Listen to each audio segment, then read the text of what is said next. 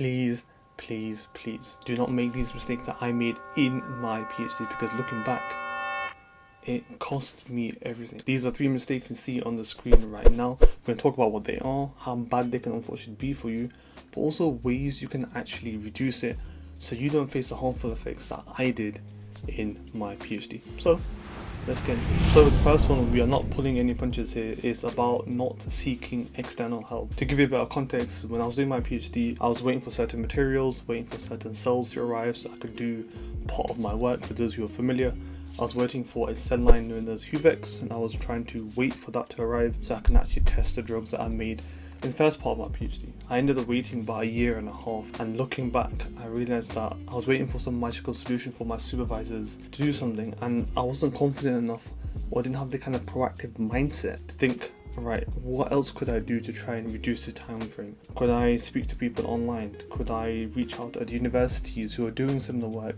and ask them if I could, borrow a flask, grow it, and then give them 1 flask back? I didn't think about this because I was kind of over-reliant on my supervisors, and I look back and I realized so much of my time was wasted waiting for supervisors to do things that they said they were going to do, but also thinking that they would have the initiative to try and reduce things in terms of time frame, in terms of cost.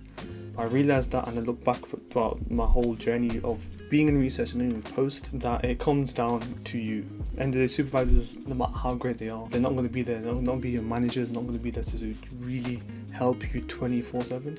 It comes down to you. And I really think back now that proactiveness was so crucial that I didn't take advantage of. And when I mentioned at the start of this video, I wasn't lying when it cost me everything. Me not having those cell lines earlier and not having any other kind of delays with other experiments, if I didn't have that delay because of this issue, I would have been able to get more data.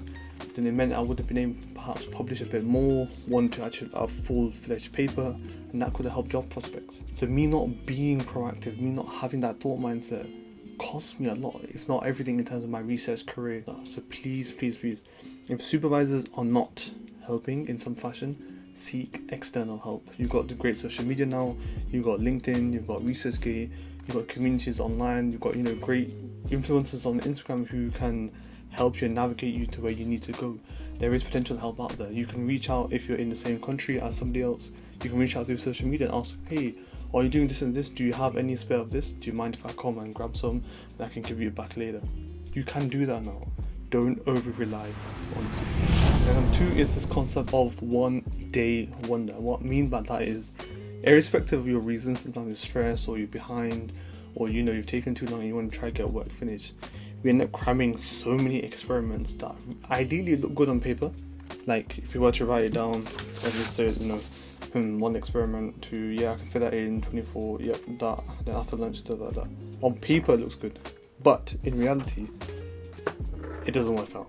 And what I mean by that is you have certain delays, and that delay can, even if it's just for 5 minutes, it affects that experiment. And then that step isn't done properly, and then it affects that. And then without realizing, by the end of the day, you've done 6 experiments in a very half-hearted manner. And you can't really trust the data because you haven't done it in the way that you normally do. So either 1 experiment has gone well and you wasted resources for all the others, or all of them not gone well, or you've wasted, time and expenses, or, lab time in terms of using a core facility. The point that I'm trying to make here is that if it looks good on paper, it doesn't mean it's going to work out in fashion in the practical sense. And what happens is that in the end, you waste time, resources, money, and then your supervisors probably get more and more annoyed at you. Because when you're doing a PhD, 1 day wasted is then just try and cram 2 days worth of work to get back to where you were in some cases. And going back to the point I made at the start of the video about, did it cost me everything? Yeah, me having this mentality because I was stressed, because I had to make ends meet, and cramming all these experiments in meant that I had to repeat so many experiments 6 months down the line, because the data wasn't generated properly, it wasn't authenticated properly, it wasn't systemized in a way, because I was rushing trying to get all this data together, that I ended up having to do many of them again. They give you context of this. When I was in the drug phase, when I was making drugs in my PhD, I remember that you give these drugs a code, and what actually happened is I didn't give some of these the right code, and then I actually didn't know what compound it was. I didn't want to waste resources trying to figure out what it was. I couldn't, because you need some reference point to figure out what chemical structure this is. I didn't have a reference point. So I had to make these compounds again. Can you believe that? I had to waste so much time and resources because I didn't label it. Imagine what my supervisors thought. I had to waste so many resources because I didn't label something. Don't be in that case. Don't think of these one day wonders where, oh yeah, nobody's in the lab, so I cram all this. Yes, there's an opportunity of trying to get more work done, 100%. Still do that now, but don't be over promising that I can get all that done. Genuinely, it's not going to be the case. So keep that in mind when you're thinking about trying to cram experiments. Most often than not, it'll go against you, and you have to realize that. Now, third one is the most heavy. Something I talk about a lot because I genuinely don't want PhD students to go through what I went through, and it's this notion of lack of self-care. To give you some context, I wasn't going to the gym, I wasn't looking after myself, I wasn't eating well, I wasn't even eating enough. I lost so much weight in my PhD, and even thereafter that these habits stayed. The late nights, not being able to sleep, all of that caused problems. And then I realized, was it worth it in the end? No. The answer is no. Nothing is worth your physical, mental, spiritual health, whatever it is. It is not worth that. It's too expensive. And let me give you an example as to why. The bad habits that I caused or ingrained in my PhD, I'm still trying to get rid of now.